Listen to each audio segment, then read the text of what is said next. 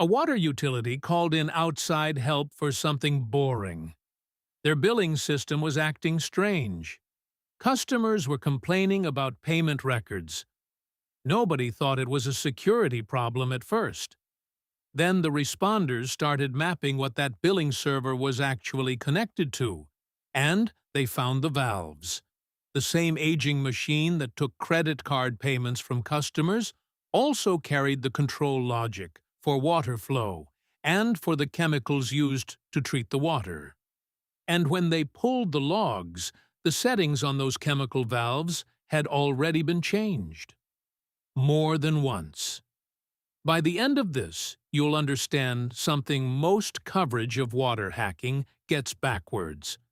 The scary part of this case isn't that hackers targeted a water plant. It's that, based on the published account, they probably had no idea they were in a water plant. They were after payment data. The valve changes look like collateral. And that distinction matters enormously, because it means the danger wasn't a specialist attacker with a plan.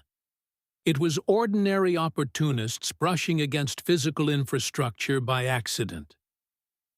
Let's start with what the headline said. In March 2016, Verizon's risk team published its Data Breach Digest, a collection of anonymized case studies from real incident response work.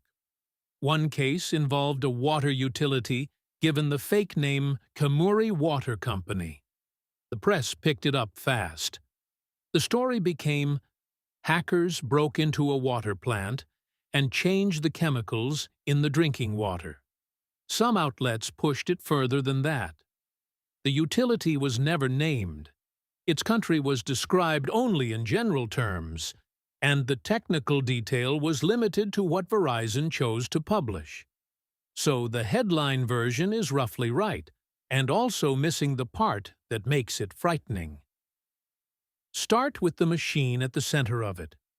According to the published account, this utility ran its operational technology on an IBM AS400 system, a platform that dates back to the late 1980s.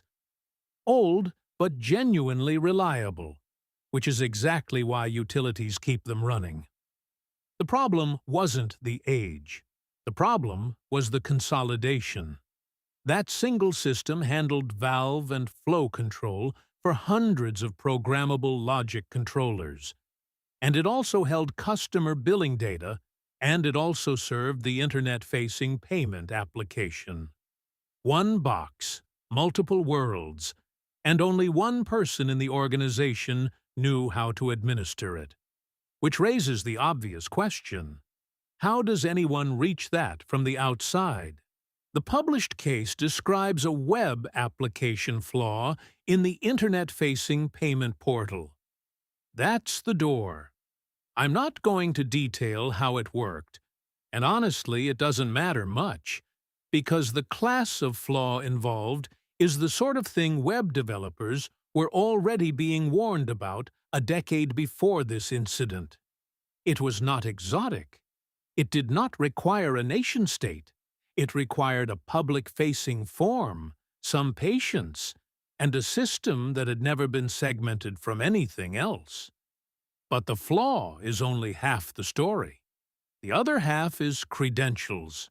Per the account, the payment application stored its connection details in a way that let whoever got through the web flaw pick up the credentials it used to talk to the back-end system. And those credentials weren't scoped tightly. Once you're speaking to the AS400 with valid access, you're not in a walled-off billing garden. You're in the same environment that carries the control logic. There was no meaningful boundary between the customer-facing side and the operational side, because in this design, there was no second box to put a boundary in front of. So what did the attackers actually do with it? Two things. First, and clearly their priority, they went for the customer data. Around 2.5 million records of personal and payment information were reportedly exposed, which is what you'd expect from people whose business model is monetizing stolen card details. That part is a straightforward data breach. It's the second thing that turns this from a fraud case into an infrastructure case, and it's the part that responders only pieced together after they went looking at operational logs nobody had been reading. Valve and flow control settings had been altered. The published account describes it happening on multiple separate occasions, and it describes the changes as affecting the amount of chemicals used to treat the water. Not one slip, a pattern. And here's the detail that stuck with me most. The manipulation looked erratic. Settings moved to values that made no operational sense, in ways that would tip the plant toward failure rather than toward any specific outcome an attacker might want. Which tells you something about who was doing it. This is the reveal, and it's not the one the headlines went with. The published assessment is that the actors did not appear to understand the system they were touching. They weren't tuning a water treatment process to poison a town. They were rooting around in an unfamiliar environment, changing values to see what happened, apparently unaware that those values corresponded to real valves moving real chemicals into real drinking water. The entry point was a billing website. The real failure was architectural. Nothing in that utility's design ever assumed the payment portal and the treatment plant were the same attack surface. And the reason a town didn't get hurt is almost anticlimactic. The plant's own alerting picked up on the water chemistry going wrong. Per the account, the utility could detect and reverse the changes, and the response window was short enough that treatment stayed within safe limits.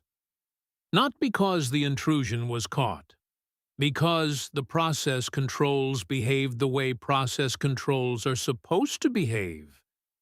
The cybersecurity layer failed completely. The engineering layer held. That's an uncomfortable thing to build a water supply on, and it's a distinction worth sitting with. The actual security detection came sideways.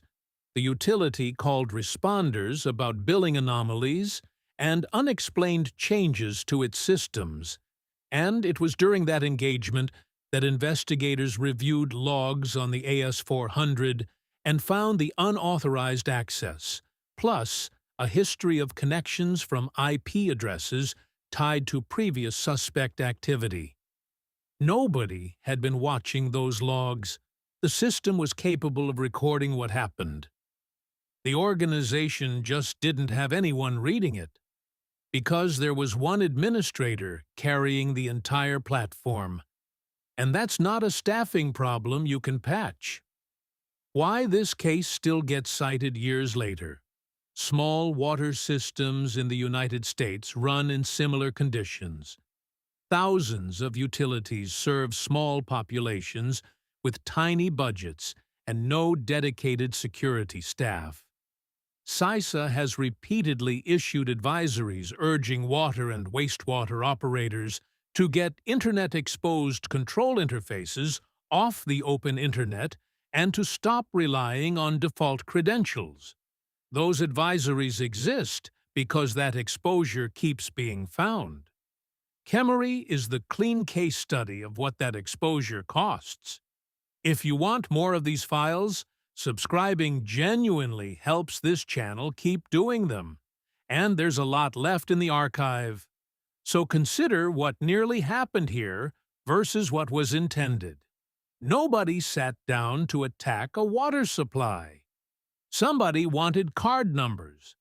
The card numbers and the chemical valves lived in the same place, so both got touched by the same hands. The gap between a fraud crew and a public health incident was one architecture decision made years earlier, probably for entirely sensible reasons about cost and simplicity. That's the through line. Infrastructure risk in a lot of these cases isn't about who's aiming at you. It's about what's sharing a wire. Now, the honest part, and it's substantial. This utility has never been publicly identified. The case study is anonymized on purpose, which means almost nothing here can be independently verified by an outside researcher. We don't know the country with certainty. We don't know the population served. We don't know how close the chemical levels actually got to a dangerous threshold. Only that the account describes the changes being reversed before harm occurred. And that limitation has drawn genuine criticism. Security researchers pushed back on how the story was covered at the time, arguing that anonymized vendor case studies get amplified into definitive water hacking narratives without anyone able to check the specifics. That criticism is fair. A pseudonymous case study is not the same evidentiary weight as a CISA advisory or a government inquiry. So hold this one at the right level of confidence.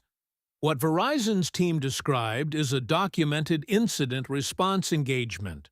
What it isn't is a fully verifiable public record you can go and audit. Both of those things are true at once. We also don't know whether the actors ever realized what they'd touched. The account describes changes that looked uninformed, and that's an assessment based on the pattern of the values, not on any confession. Maybe they were probing. Maybe they were testing what a system would let them do and never looked at the label. The record doesn't settle it, and I'd be suspicious of anyone who tells you it does. What the record does settle is the exposure path, and that path has been closed in this specific case. The lesson operators took from it is unglamorous, and it's the right one. Separate the business network from the control network. Don't let an internet-facing application hold credentials that reach process logic. Read your logs. Don't let one administrator be the only person who understands the machine your town's water depends on. None of that is exciting. All of it is cheaper than the alternative, and most of it was already standard guidance before 2016. What makes Kemuri worth remembering is that it wasn't an attack on water at all.